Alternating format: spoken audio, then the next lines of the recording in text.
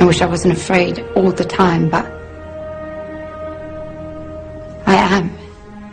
I know this world is screwed up, believe me. I know it better than most. Which is why I wanted to ask if there's anything I can do to help make it right.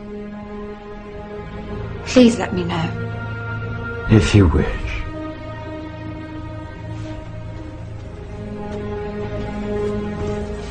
The very universum vivus vici. By the power of truth, I, while living, have conquered the universe. Personal motto. From Faust. That's about trying to cheat the devil, isn't it? It is. And speaking of the devil, I was wondering if your offer to help was still standing. Of course. It appears that unforeseen circumstances have accelerated my original plan. As a result, I'm in need of someone with some theatrical skill. I'll do my best. I believe you will. We are consciousness. All that is, has been, and ever will be. There is nothing to fear. Whatever happens, we are always that. Mind fears, because it's programmed to fear. When we're conscious, there's no fear in this. It's a shake of the head. Pathetic. Pathetic. Pathetic. And we need to do this. Compliance. We need to challenge that. Not with violence, not even with aggression. We just need not to fight it. We need to walk away, because without our acquiescence, it cannot survive. You know, when you look at a pyramid, we've been manipulated to believe the power in a pyramid is at the top. It ain't. The top of the pyramid is there because the rest of the pyramid's holding it up. We're holding this whole thing together. There's this story I told many years ago of a British comedian called Larry Grayson, who died. I kind of knew him vaguely, and not closely, but vaguely. And I went to his memorial service in Covent Garden, and this other comedian did this tribute to his life, in which he read out this story that Larry Grayson had told him. When they were going around the variety halls and the theatres in the 60s, they had this all-male show. And Larry Grayson was the only woman in it, because he's dressed up as a woman. And he said that the end of the show, the last scene, all the sailors, all the men came on dressed as sailors, and they were singing Rule Britannia. You know, Rule Britannia, Britannia rules the waves. Oh, I'm very pleased for you. Okay? And as it built up, Larry Grayson would come on dressed as Britannia with the helmet and the shield, and he would be manhandled up the side of this pyramid to the top for the big finish. And he said one night, he said things seemed to be going rather well. He said, and then I noticed that a sailor in the bottom left-hand corner had got rather a cough. And this cough got worse and worse and worse, to the point where the sailor couldn't stay in the pyramid anymore and stepped out of it. Larry Grayson, symbolic of this elite at the peak of the pyramid, ended up in the second row. And the elite, the power center, had done nothing to bring about this. One sailor, the bottom of the pyramid, had got a cough. And the whole thing collapsed. And I listened to that and I thought, my God, yes, that's it. We, the powerless people, are holding the powerful people up there, and they know that. They're terrified of us realizing that. Do you remember that movie, animated movie, A Bug's Life? A Bug's Life with the grasshoppers? And what happened was, there was these ants, and Ant Island, as they called it, and these grasshoppers used to come every year and take all the food. And the ants had to spend a whole year gathering the food together for the grasshoppers, because they were terrified of the grasshoppers. There weren't many of these grasshoppers, and one day, they're in their winter quarters in a tree, these grasshoppers, and they've got all the food they need.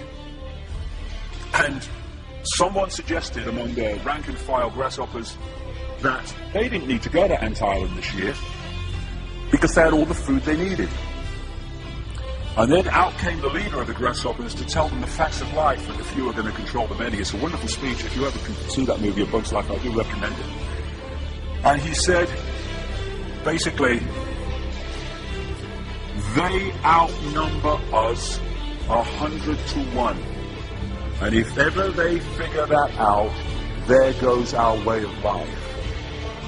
So we have to keep the pressure on, basically. We have to keep them working, so they don't figure out where the real power is. And that's why this network of manipulation works so hard to keep us in these states. Like I said earlier, what are people leaving foreclosed homes for, foreclosed by banks that have caused the unemployment that lead to them having to leave their homes? Stay there, refuse to leave, make it difficult for them. Expose them for what they are. We make it so easy, the non-compliance. No longer will we just do it because we're told to do it. Is it just? Is it right? Okay, I'll do it. Is it unjust? Is it not right? I ain't doing it. We start to make the decisions on what we will and will not do based on our values and not some imposition from the dark suits. These people are gonna give me, grant me, or grant me not my freedom. I know all that is. You can't grant me freedom. No one can grant me freedom. I am freedom. It's what I am.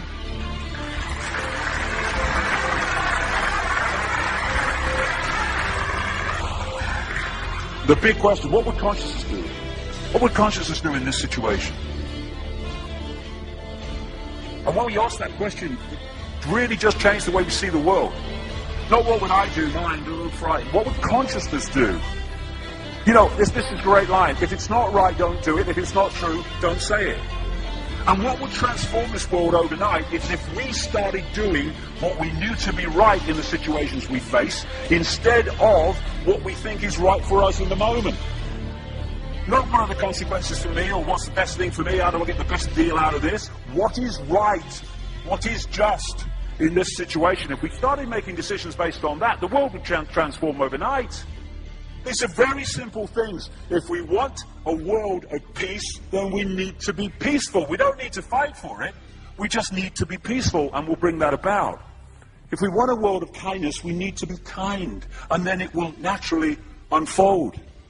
We don't fight for kindness. As Martin Luther King said, it's a wonderful saying, piece of oratory. Cowardice asks the question, is it safe? Expediency asks the question, is it politic? Vanity asks the question, is it popular? But consciousness asks the question, is it right? And there comes a time when one must take a position that is neither safe, nor politic, nor popular, but one must take it because it is right. And when enough of us do that, what is right will manifest by definition. And we're in this position now where this vibrational change, this energetic change is taking place, where we can start cracking these eggshells, where we can start becoming the full magnitude of who we are, where we can be consciousness in the now, using mind to experience this reality instead of being governed by it, turning the key to let consciousness in. We're being offered this opportunity now. No longer can we say we didn't realize who we are, we didn't know we could do that. I was kind of waking up one day, and I saw this earth imprisoned, and I saw this big lock and a key going in and being turned. I went on the internet just very shortly afterwards. I was looking for a picture, not this one, and that's what I saw. The picture I'd just seen in my half kind of sleep. And that's what we're being offered the chance to do now, to turn the master key called becoming conscious that will bring an end to this. It's being given to us, we just need to take it. And to take it, we need to say enough. Enough of being enslaved by these people, enough of being enslaved by our manipulated ignorance, enough of being enslaved by the fear of being who we are.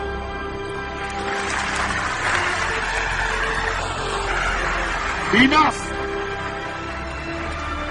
It is time to fly. It is time to fly. Thank you very much.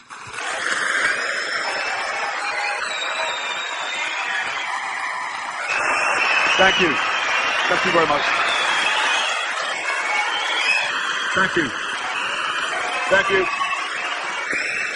Thank you.